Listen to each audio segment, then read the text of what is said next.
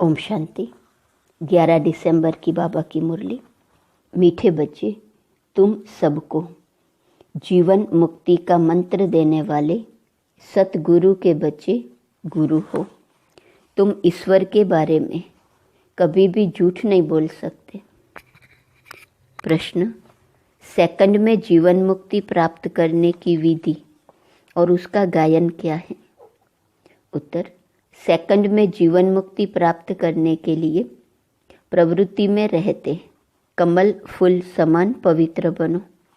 सिर्फ इस अंतिम जन्म में पवित्रता की प्रतिज्ञा करो तो जीवन मुक्ति मिल जाएगी। इस पर ही राजा जनक का मिसाल गाया हुआ है कि गृहस्थ व्यवहार में रहते 1 सेकंड में प्रतिज्ञा के आधार पर जीवन मुक्ति प्राप्त की। गीत, यह वक्त जा रहा है, करना है जो भी कर लो। ओम शांति। बाप आते हैं सबको सेकंड में जीवन मुक्ति देने। गायन भी है सबका सदगति दाता, जीवन मुक्ति दाता एक है। 1 सेकंड में जीवन मुक्ति क्यों कहते हैं? जैसे राजा जनक का मिसाल है। उनका नाम जनक था, परंतु भविष्य में वही अनुजनक बनता है। जनक के लिए कहते हैं कि उन्हें 1 सेकंड में जीवन मुक्ति मिली, लेकिन जीवन मुक्ति तो सतयुग त्रेता में कहेंगे। गुरु लोग कान में मंत्र देते हैं, उसे वशीकरण मंत्र भी कहते हैं। वे तो सब मंत्र देते हैं, लेकिन तुम्हें मिलता है महामंत्र, जीवन मुक्ति का मंत्र। यह मंत्र कौन देते हैं? ब्रह्मा कुमार कुमारियाँ। उन्हें यह मंत्र कहाँ से मिला? उस सतगुरु से। सर्वोत्तम तो एक ही बाप है, फिर तुम बच्चे सर्वोत्तम बनते हो। उनमें सर्वोत्तम गुरु होते हैं। तुम भी सतगुरु के बच्चे गुरु हो। गीता सुनाने वाले को भी गुरु कहा जाता है। नंबरवार तो होते ही हैं। तुम भी सत बोलने वाले गुरु हो। तुम कभी ईश्वर के बारे में झूठ नहीं बोलते हो। पहले तो तुम पवित्रता के ऊपर ही समझाते हो कि बाप से प्रतिज्ञा करो, हम कभी भी विकार में नहीं जाएंगे। झूठ आदि न बोलना यह तो कॉमन बात है। झूठ तो बहुतों से निकलती रहती है, पर यहाँ वह बात नहीं है। यहाँ है पवित्रता की बात। गृहस्थ व्यवहार में रहते इस अंतिम जन्म में हम बाप से प्रतिज्ञा करते हैं कि हम कमल फूल समान पवित्र रहेंगे। तो यहाँ पवित्र रहने की बात है। कहेंगे यह तो बहुत ऊंच मंजिल है, यह तो हो नहीं सकता। तुम कहेंगे वाह, क्यों नहीं हो सकता? यह तो गाया हुआ है कमल फूल समान। यह दृष्टांत शास्त्रों में लिखा हुआ है। जरूर बाप ने ही ऐसी शिक्षा दी है भी भगवानुवाच या ब्राह्मणोवाच। भगवान सबको नहीं सुनाते हैं, ब्राह्मण बच्चे ही सुनते हैं। यह बात तुम्हें सबको समझानी है। मूल बात है पवित्रता की। कमल फूल समान पवित्र बनना है। जनक मिसल, वही जनक फिर अनुजनक बना। जैसे राधे अनुराधे बनती है। कोई का नाम नारायण है तो भविष्य में अनुनारायण बनता है। यह एक्यूरेट बात है। तो जो भी आते हैं उनको समझाना पड़े। सुना तो है सेकंड में जीवन मुक्ति।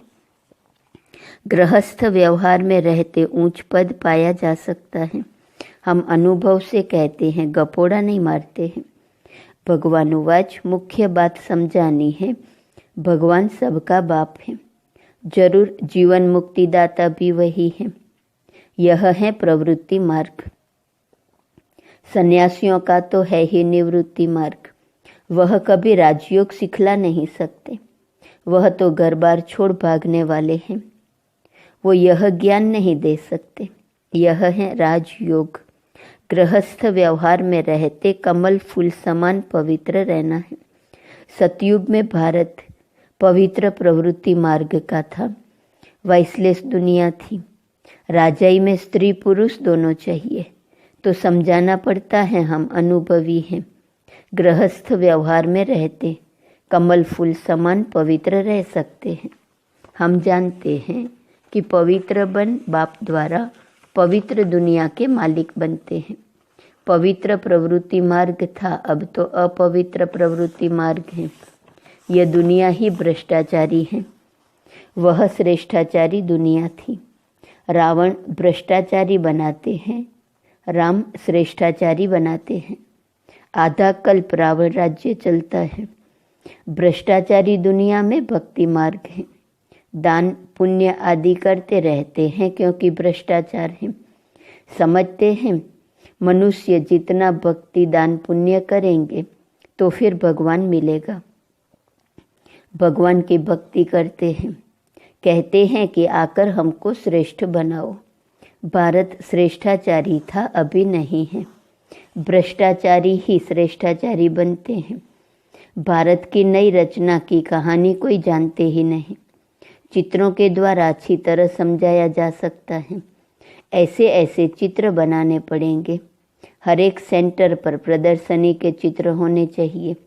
बाबा डायरेक्शन देते हैं। बल लिखने की चित्र हमारे पास नहीं है तो बाबा डायरेक्शन देंगे, यह बनाओ, फिर सबको भेजो, तो सबके पास प्रदर्शनी हो जाएगी। यह चित्र बहुत अर्थ सहित है। पहले पहले यह बुद्धि में आना चाहिए कि हम बाप के बच्चे हैं। भगवान है स्वर्ग रचने वाला, नरक का रचयिता है रावण। गोले के ऊपर 10 सिर वाले रावण का चित्र बना दो। स्वर्ग के गोले पर चतुर्भुज लिख भी सकते हैं, यह राम राज्य, यह रावण राज्य। इस समय रावण सर्वव्यापी है, वहाँ हम राम सर्वव्यापी तो नहीं कह सकेंगे। गाया भी जाता है, आत्मा परमात्मा अलग रहे बहुकाल। फिर सुंदर मेला कर दिया जब सतगुरु मिला दलाल।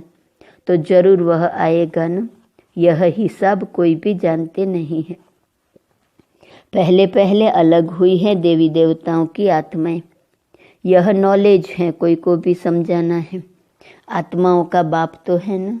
अब हे आत्मा, अपने परम पिता परमात्मा का ऑक्यूपेशन बताओ, क्या नहीं जानती हो? ऐसा बच्चा तो होता नहीं जो बाप के ऑक्यूपेशन को नहीं जानता हो।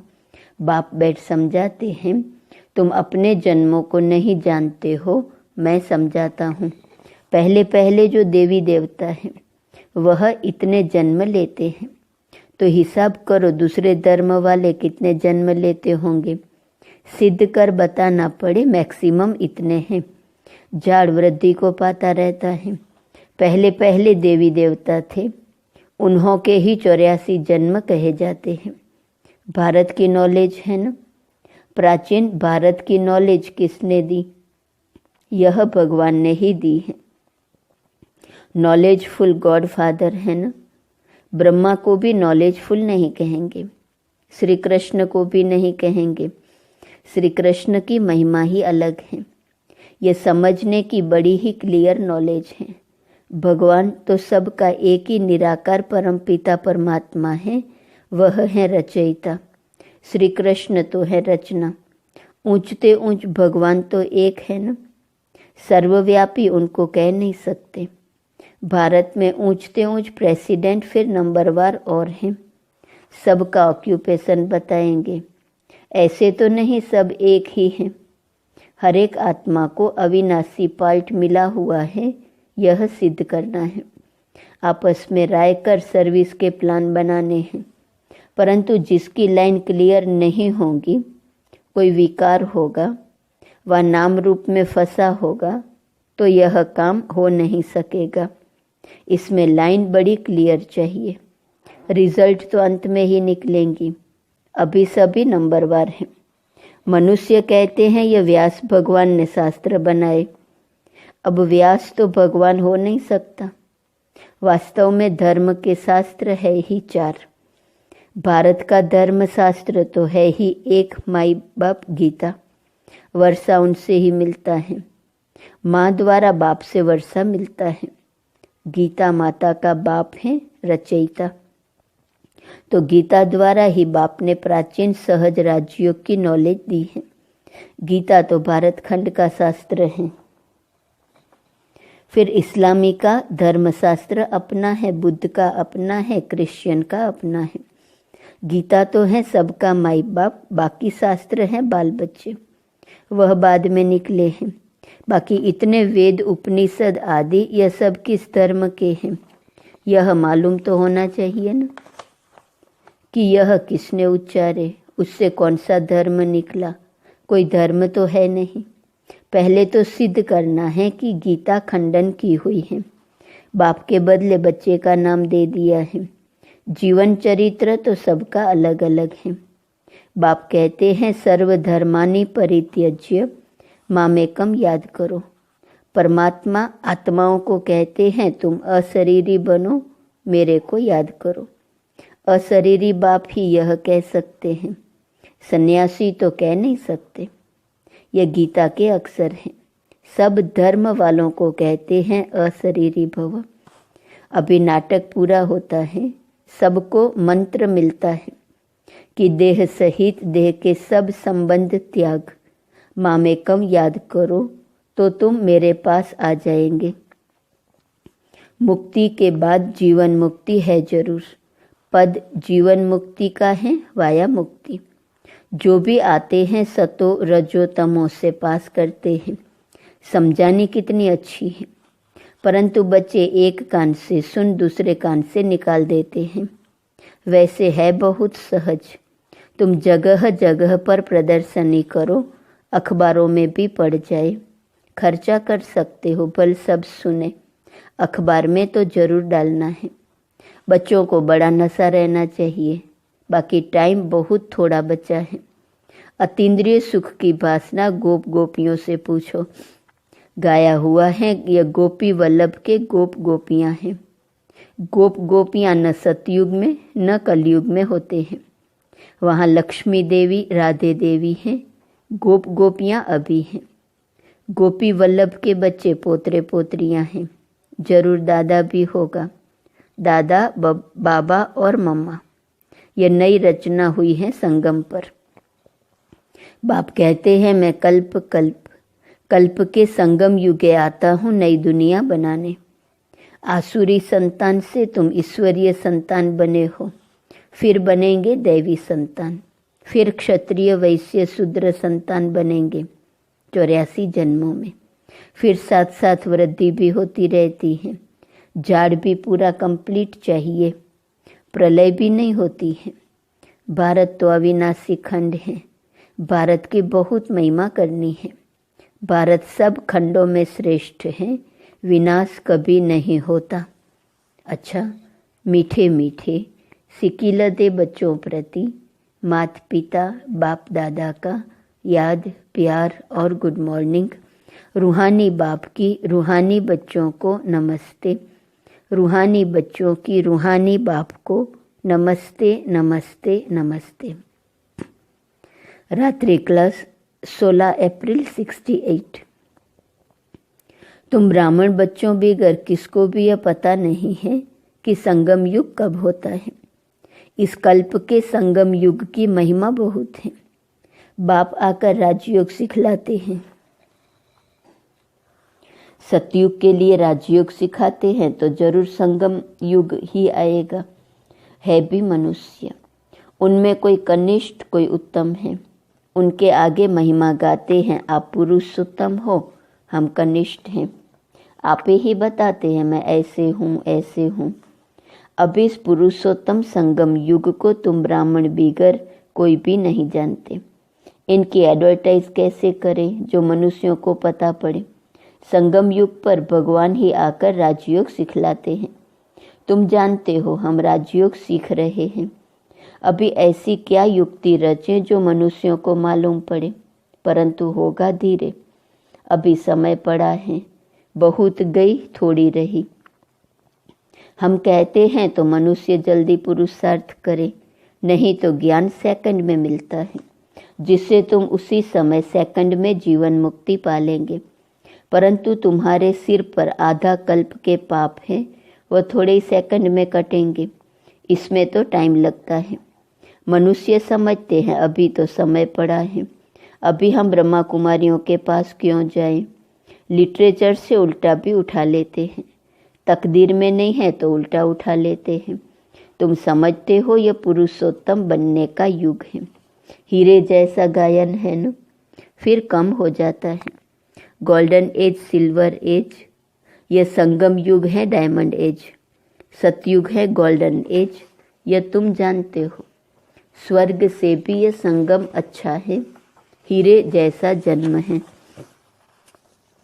अमर लोक का गायन है न, फिर कम होता जाता है। तो यह भी लिख सकते हो, पुरुषोत्तम संगम युग है डायमंड, सतयुग है गोल्ड, त्रेता है सिल्वर।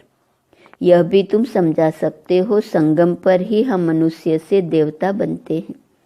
8 रत्न बनाते हैं ना, तो डायमंड को बीच में रखा जाता है। संगम का शो होता है। संगम युग है ही हीरे जैसा, हीरे का मान संगम युग पर है। योग आदि सिखलाते हैं जिसको स्पिरिचुअल योग कहते हैं, परंतु स्पिरिचुअल तो फादर ही है।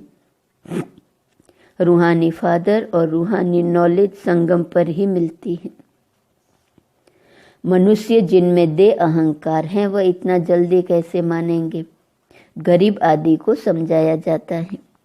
तो यह भी लिखना है, संगम युग इस डायमंड, उनकी आयु इतनी। सतयुग गोल्डन एज, उनकी आयु इतनी। शास्त्रों में भी स्वस्तिका निकालते हैं, तो तुम बच्चों को भी यह याद रहे तो कितनी खुशी रहे। स्टूडेंट को खुशी होती है ना। Student life is the best life. यह तो सोर्स ऑफ इनकम है। यह है मनुष्य से देवता बनने की पाठशाला। देवताएं तो विश्व के मालिक थे, यह भी तुमको मालूम है। तो अथाह खुशी होनी चाहिए। इसलिए गायन है अतीन्द्रिय सुख, गोपी वल्लभ के गोप गोपियों से पूछो। टीचर अंत तक पढ़ाते हैं तो उनको अंत तक याद करना चाहिए। भगवान पढ़ाते हैं और फिर भगवान साथ भी ले जाएंगे। पुकारते भी हैं, लिबरेटर, गाइड, दुख से छुड़ाओ।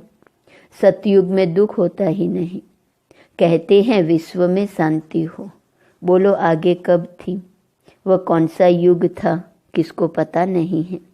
राम राज्य सतयुग, रावण राज्य कलयुग, यह तो जानते हो ना। बच्चों को अनुभव सुनाना चाहिए। बस क्या सुनाऊं दिल की बात। बेहद का बाप, बेहद की बादशाही देने वाला मिला, और क्या अनुभव सुनाऊं, और कोई बात ही नहीं। इस जैसी खुशी और कोई होती ही नहीं, बस भगवान मिल गया। कोई को भी किसी से रूठकर वास्तव में घर में नहीं बैठना चाहिए। यह जैसे अपनी तकदीर से रूठना है।